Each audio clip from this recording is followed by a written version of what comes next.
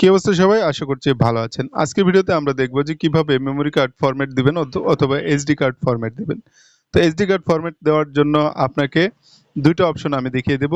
একটা হচ্ছে সেটিং থেকে যাওয়া, এই যে সেটিং, এখান থেকে চলে যাবেন স্টোরেজ, স্টোরেজ থেকে যাবেন ইন্টারনাল স্টোরেজ, তারপরে এখান থেকে ম্যানেজ স্টোরেজ, এখান থেকে আপনি আস্তে করে নিচে চলে যাবেন এসডি কার্ড, তারপর আবার চলে যাবেন 3 dot option and then storage setting, তারপর এখানে দেখতে পাবেন ফরম্যাট, এই অপশনটা রয়েছে, জাস্ট এখানে ক্লিক করে দিলেই ফরম্যাট হবে। তবে আপনি এখান থেকে সরাসরি ফাইল ম্যানেজার অপশনটা ব্যবহার করেও এটা করতে পারেন। এর জন্য আপনাকে ফাইলে যেতে হবে।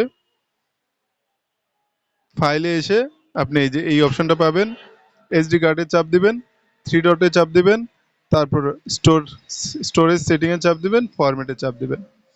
এখন ফরম্যাট এসডি কার্ড এটাতে চাপ দিবেন। জাস্ট আমাদের এসডি কার্ড ফরম্যাট হওয়া শুরু করেছে। তো একটু সময় লাগতে পারে যদি আপনার মেমোরি কার্ড ফুল থাকে তাহলে।